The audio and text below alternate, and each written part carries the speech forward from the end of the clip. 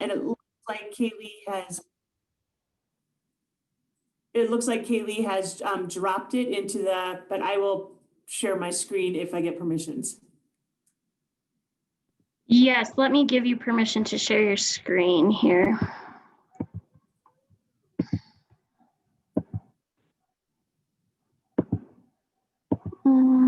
Can you share it now, Colleen? Yeah, give me 1 second and I'll take a look. Okay. Just trying to bring it up and blow it up before I try to share it. Yep, I can definitely share. So give me 1 second Okay. and I will get that up for us. Okay. So can everyone see that? Do you want me to try to go a little bit bigger? Is that good? Yeah, that's good.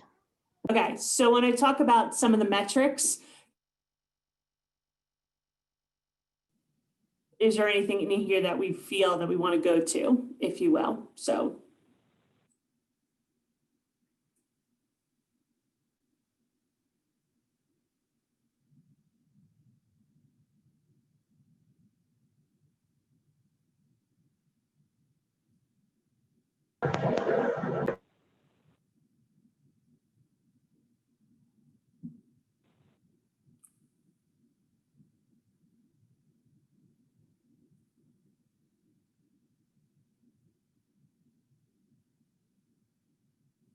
So how would it be most helpful to walk through this? Do you want me to just say, do you want me just to start working my way down and people can say yay or nay, or what would you suggest?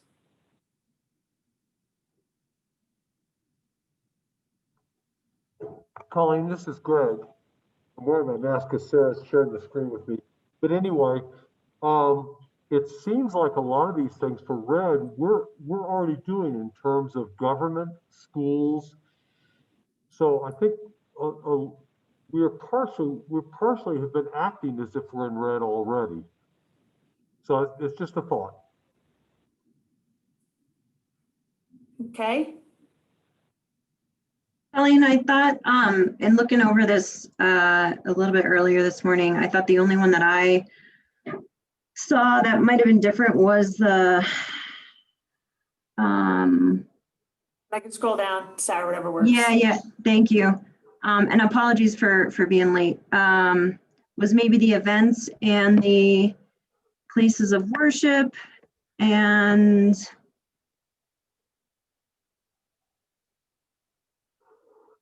so I don't know, I thought that those were maybe the only two triggers, kind of similar to what the mayor is saying, that would be significantly, or it might be different than what we are already practicing. Indoor unseated entertainment. Colleen, what are our places of worship at right now? Because I didn't think that there was a difference between orange and red. Yes, and that's actually changed, and I don't feel that it's accurately reflected. So there was a court case that has gone ahead and was successful in not limiting capacity in churches, but they do, or excuse me, just places of worship, because not everything's a church, that they still have to follow all social distancing practices. So it's not necessarily a capacity issue. They have to figure that out on their own, in the sense as long as household groups are separated by 6 feet.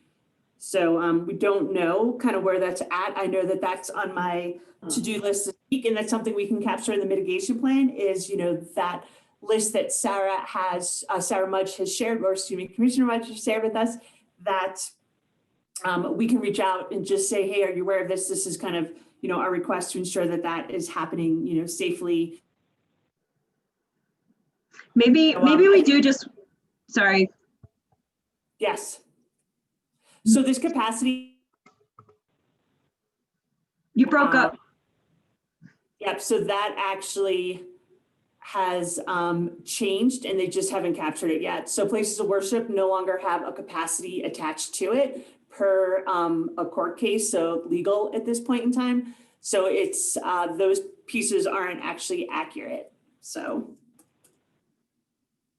And Colleen, I'm wondering about perhaps communication to businesses, because I think in some of the feedback that has come through over the weekend, that there might be a misunderstanding that they have to open their business.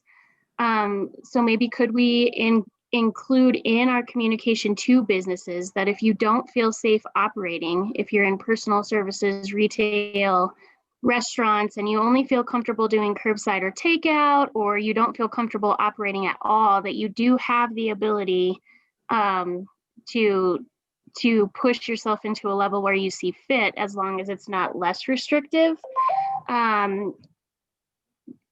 Could we maybe do that too? Because I think that there are some businesses that want to do that. They're just not sure they have the ability to do that. Yeah, I think that that is something, I know Kaylee is on, but I think that, that is something, a message we can push out. And Kayla, if you have folks directly that you feel that we have to do that one-on-one, I'm more than happy, to make that happen as well. But yes, we can kind of push that out as part of our communication of, hey, this is where we think, we need to stay with businesses, but please know that you have the ability to not, operate exactly to your point, as long as it's not less restrictive, but totally up to, individual choice. Colleen, in terms of businesses, you guys obviously know how I feel about it, but could we require, I'm sorry, I'm going to take the mask off for just a second. Could we require the businesses watch a video and sign some sort of a document saying that they're going to adhere to protocols if they can stay open at 25% capacity? I think there's some conversation on the table at the state level, self-certification.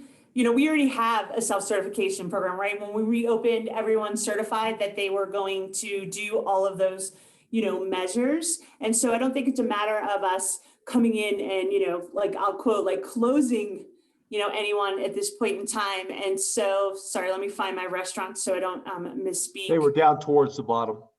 Yeah, and so, currently they're at 25% capacity, or 50 people. So, per orange, they're already there. And so, they're able to operate in that way. And so, if we want to, I don't know, I think that's a bigger conversation, because obviously you've probably heard some rumblings about a 5-star program that Metro's doing, Mesa is doing. And so I don't know, like, there's no video. Like, there's no video that's out there currently that says, hey, watch this video and, you're good to go. That is something, that either the state might look to develop or it's something we think we might develop, but I have to say that we're not there yet. So I also think maybe a strategy is, because we do have someone new in our environmental health department, that maybe that's something we capture a mitigation plan, just doing, a check-in with businesses, doing a walkthrough, answering their questions, making sure that they feel, that they're doing it as safely as possible to keep themselves and their employees safe. And then maybe we can just have a running document of checked in, feeling good, or, hey, we need to do a little bit more education. So that might be something we might be able to do, if that makes sense. It does make sense. And it sounds like you feel comfortable if that's already in place, as long as it's monitored. Yeah, I think, monitored in the sense of supporting, versus policing, right? Like, do you feel that this is going well? Do you need any additional, support to ensure that you're able to stay in compliance? Because, I recognize that when folks are walking down the street, you're capturing kind of a snapshot. But if we have, past folks saying, hey, we walked into this establishment, regardless of what kind of business, and this is, what we're seeing consistently. So I think that's open to some conversations, because when you look at like what's possibly a 5-star program, if any place has had a report against them, they're not eligible. And I don't think that's a great way to go about it when we're just trying to support, businesses to do their best and to make sure. I would say this, and I don't know if it's totally appropriate, but I would say if you get reports that a business is not adhering to the protocols, I would be glad if you would notify me. I'll go talk to them. I mean, I want our businesses to stay open, but we all need to really pay attention right now and make this work. And if they want to stay open, they're going to have to act appropriately. And I would be happy to be part of that solution. No, that's great. There's definitely a couple that we could share with you, and right, they might be more apt to listen to you than us. And so, like I said, the good news is that we don't have a ton. Like, I really feel that everyone's doing really well. There's just some that struggle. And that's just, the way it is. There's so much happening all of the time that, we just want to support folks to make sure that they can do it well. If you'll share that with me, I will get on it. Thank you. Another piece of that, just to the positive reinforcement, I know it's been discussed over a few months at least, I think, kind of like grading the businesses, or at least giving certain ones recognition who are and have been in compliance and really doing well. So maybe that's something we can finally, just put up in, and also to kind of, I guess, act as a indication for patrons who might walk into businesses up and down Main Street and see that, A+, so to speak, following public health protocols. And if they don't see that, then that's a little bit of an indication that the business might not be following protocols. I thought we had talked about a little bit about that, and from a few business owners, I've heard that they like that for what it may be worth and how kind of helpful, or another indicator that might be just a very small thing. I understand that that's not really, dealing with some of the folks who aren't listening. And thank you, Mayor, for offering your time on that too.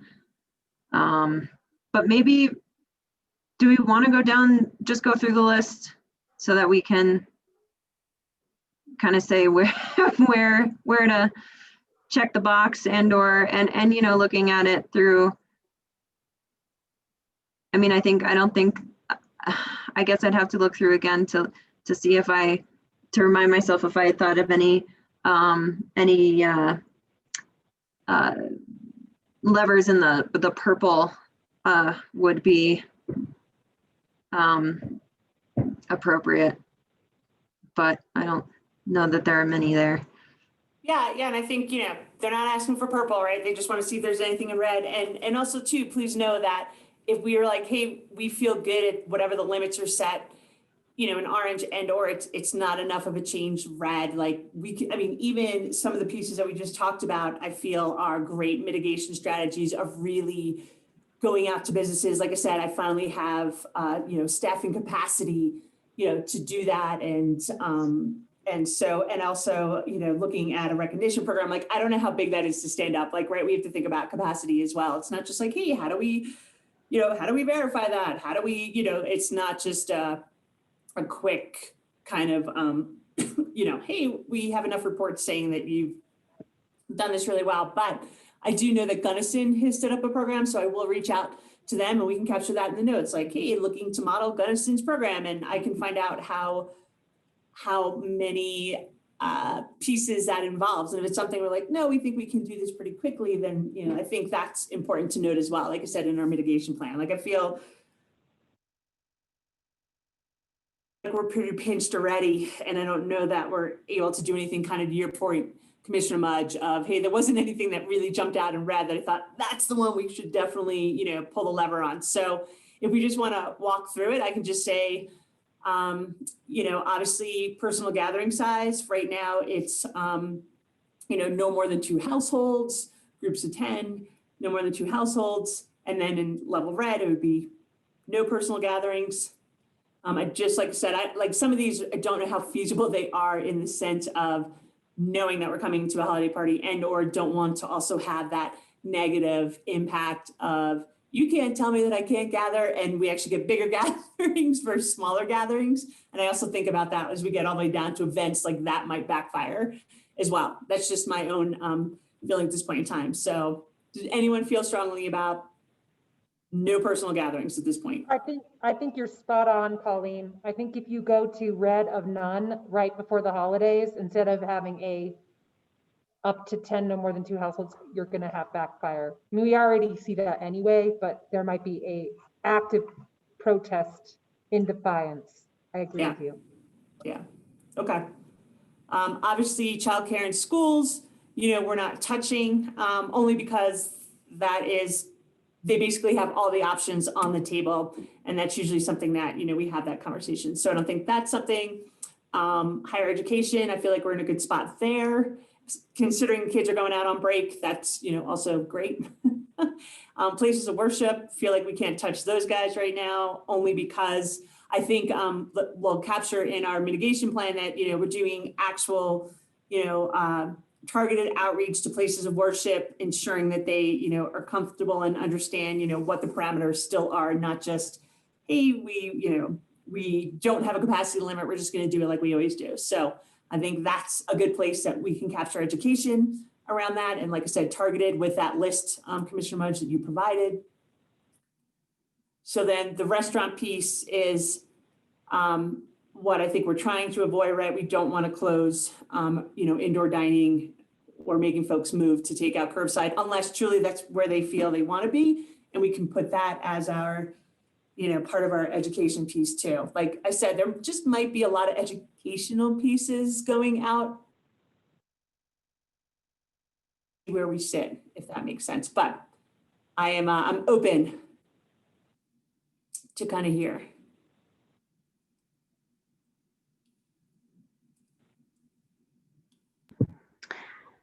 So Colleen, did you want to go through these line by line then?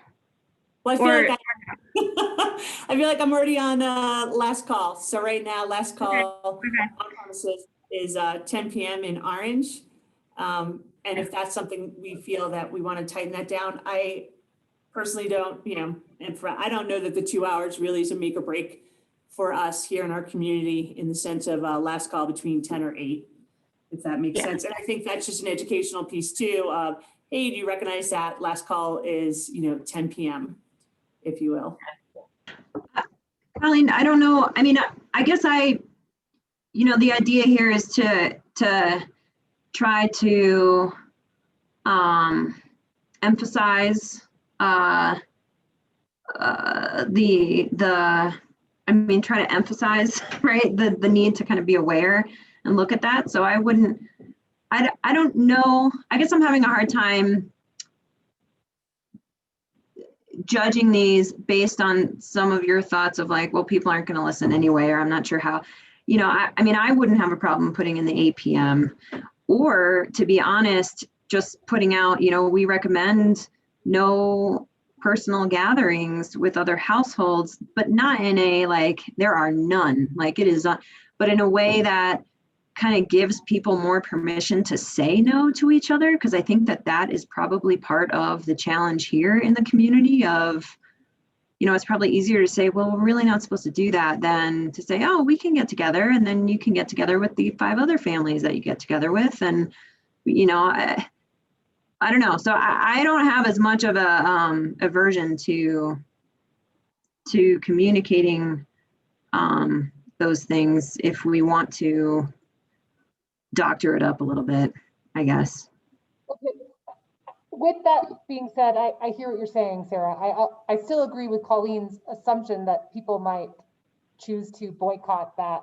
But I also sure. wonder how we then message, if we're going to go line by line and make deviations, how we stand behind that platform too, of what we chose to say we would fall under compliance and what we wouldn't, because I feel like that could also be problematic if you're picking and choosing and they're going to say, well, based upon what criteria did you pick and choose what you were going to recommend?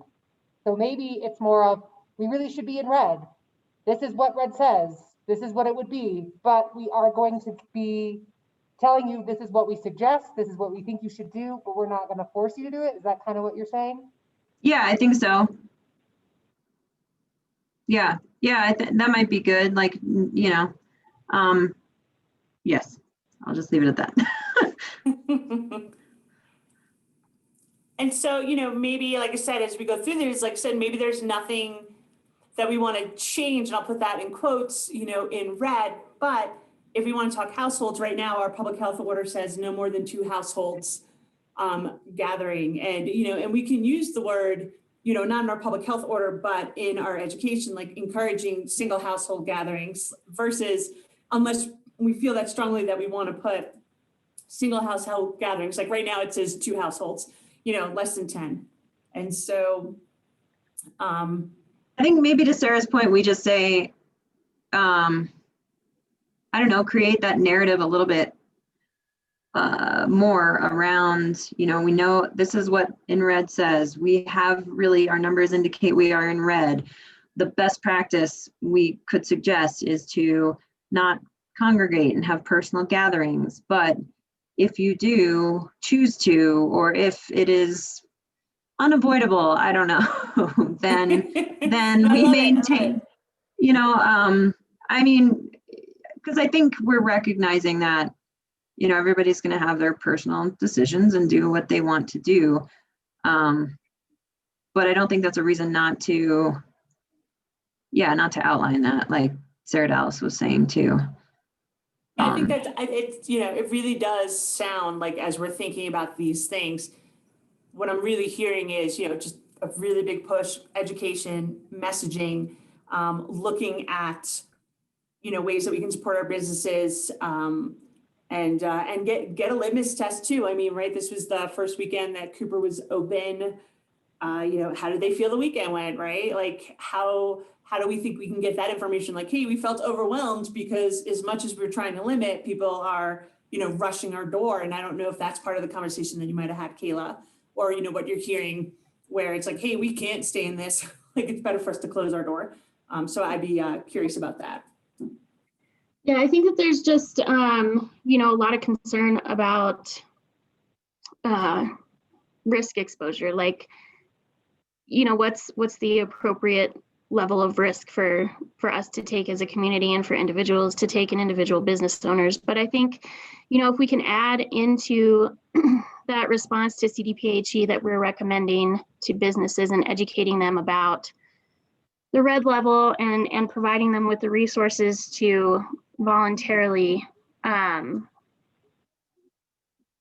move to a more restrictive level, I think that would be helpful, because I'm not necessarily sure if we can communicate out to businesses that things like the grant from the EDC are intended to be like a local payroll protection program, where, if they have to close because of an outbreak, or if they have to move to curbside or delivery because that's where they feel safe in operations, that there is that funding available through the EDC to help protect their payroll for a limited amount of time. And so maybe that's something that we put in there with an educational component out to businesses about, just because we haven't formally been moved there as a community doesn't mean that you don't have to move there. And if you feel like that's the level that you need to be at to operate your business safely, we are welcoming you to do that. And here's resources available to help you with that transition. Yeah, I think that's really good. I think everybody is on the same wavelength in terms of, okay, let's talk to our businesses. Let's get them to be very serious about this. I will say that my experience with some of the businesses lately is that they have literally been limiting the number of people coming in by locking the door when they have as many people in their business, whether it's a restaurant or a business, that they're comfortable with. And so I think they're trying. And so that's why I'm pleased in this conversation that we're talking about really giving them options rather than demanding certain things, because I just think what we're talking about is good governance.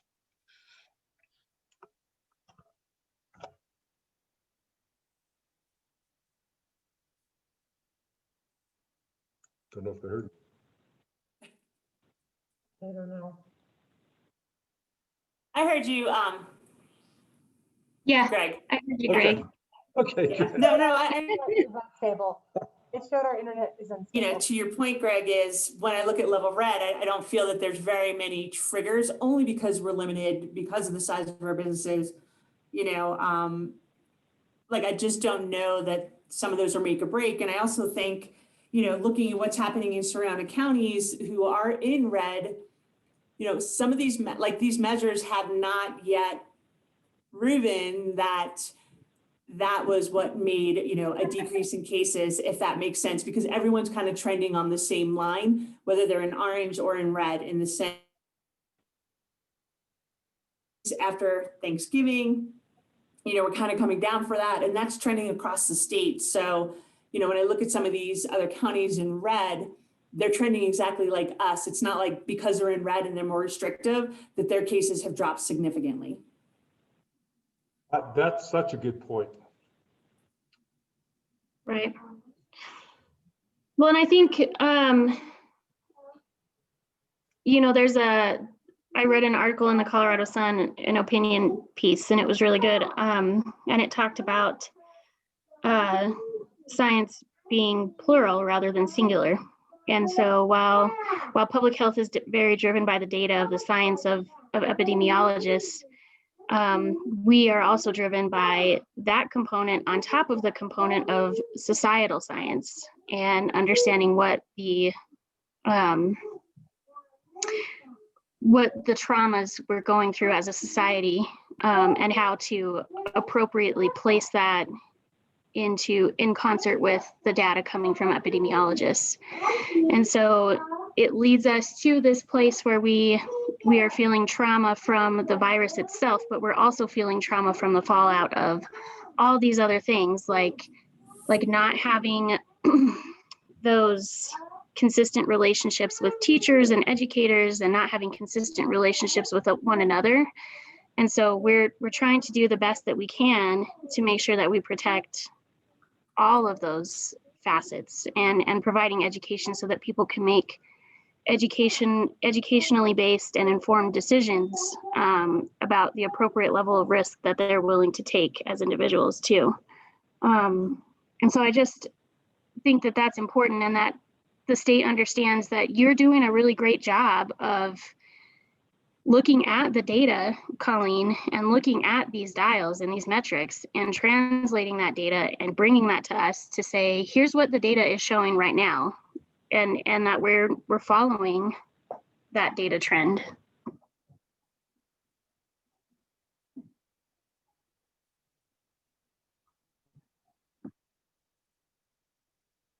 Thank you, Kayla. I appreciate that. I think, then the conversation is, if we don't feel, like, I think, Sarah, you talked about events was one that you had looked at. So sorry, Commissioner Mudge. Like, so if we look at, indoor unseated, outdoor seated, obviously those are, indoor events would be, off the table in the sense of, and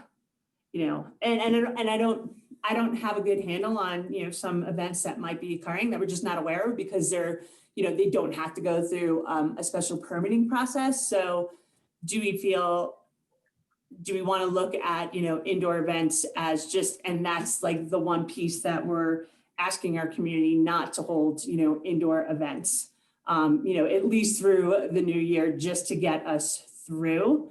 And I think that would probably have to be a follow-up conversation, with some of our social clubs and things like that. Yeah. We totally agree with you. And we have canceled all of our holiday parties in the city. We were going to do departmental to keep them smaller, but we have canceled all of them because we feel strongly that these indoor events, well, first of all, we can't afford for our fire department or our police department to go down, Right. or city hall for that matter. So, we're taking it very seriously. We think that indoor events are probably inappropriate. Agree. I'm good with the indoor events too, Colleen. I really think that that's a place where there's not even a question there. I think if we can just close indoor events and not have anybody approach us for a permit or anything like that for an indoor event, that'd be great.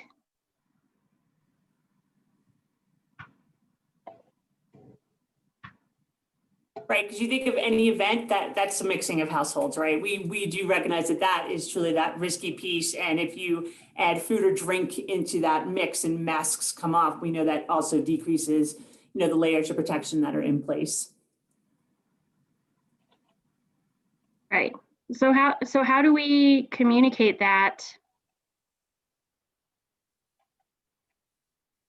I think it's, is anybody aware? Like, I don't know if that's like a separate discussion. Like, I don't want to call out, anything specific like on this call right now to be like, I know this is happening here. Like, I don't want that necessarily to be the piece, but are we aware of anything, holiday that is, possibly planned and or happening that we can kind of have the conversations of the organizations where that might be occurring and just level setting on that. And that obviously, if there's any food or drink tied, that means that they would have to have like a retail food license. So that is something that we could, take on and, push out to, any retail staff. I mean, I don't know that any restaurants have planned a Christmas party or taking people in for a private party. Like, I haven't heard that. And that truly would go against the 2 households, sitting at a table piece. So it might just be an education check-in with folks, like just to see as a reminder, like, hey, this is where we feel that we need to pull, the lever because we don't want to mix, households. And so therefore we go from there. Colleen, we can also put out the message boards with whatever, fits on the 3 lines, the 12 characters, and change it, as every few days, but let's not forget about that too. Okay.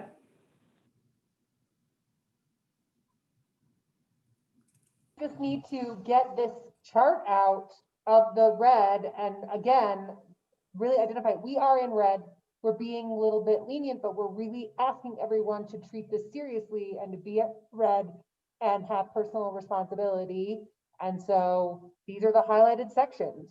Please know this and share this with people on social media, etc. I mean, you got to have something digestible somewhere.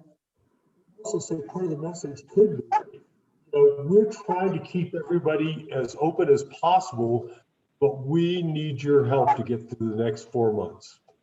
And I think that's the message.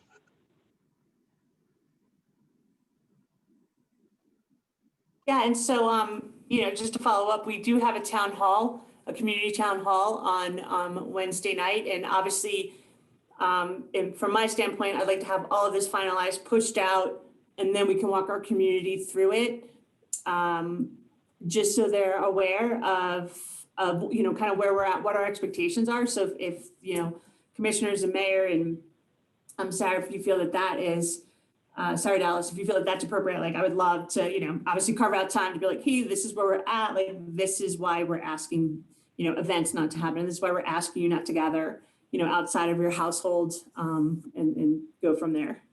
Like, I feel like, people definitely are tired of me, and I would love it to get some more, all of us saying the same thing, which we are, which I'm so thankful for. So thank you.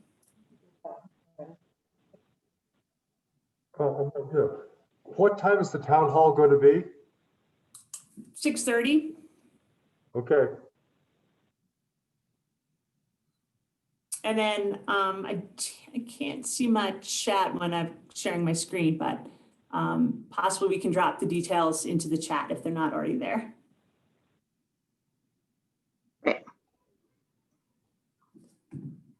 But I'm going to stop sharing only because we've walked our way, all the way through.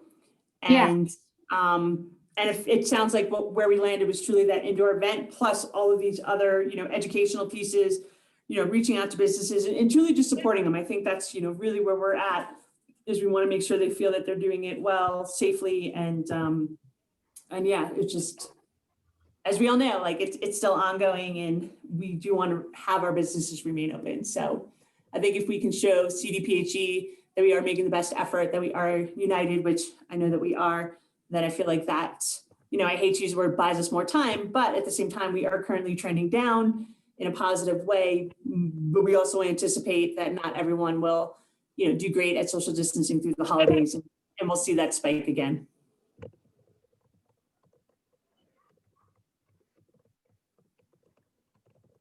Cool, thanks. And Kaylee just put it in the chat as far as Facebook, the links and everything else. Oh, and I'm sorry, it starts at 6. Let me make sure I got that on my calendar.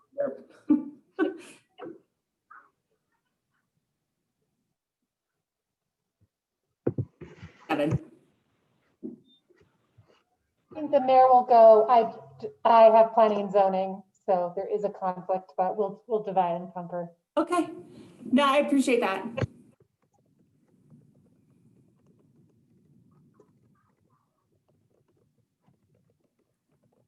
So, I mean, my takeaway is that, we can capture, all of this information. We'll update our mitigation plan. We'll update our public health order to reflect, no indoor events. We'll reach out to, establishments and things that might have that opportunity to hold an event and, say, hey, per our public health order, that is where we feel that we need to tighten it down just so we don't mix households, because we truly see that that's where, especially in a party setting, that is where we see spread. So I feel confident and comfortable saying that only because it continues to be true.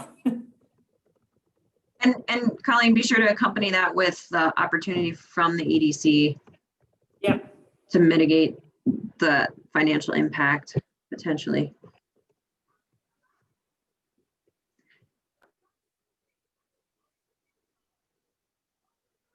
I think Okay. that sounds like a good summary. Okay, I feel like I have my marching orders. Thank Awesome. you all. Thank you. This is a great community effort. Thank you so much. Thank you all. I think we're at a pretty good place, and if there's no further discussion at this point, then I think we can adjourn today at 10:42. Thank Thank you.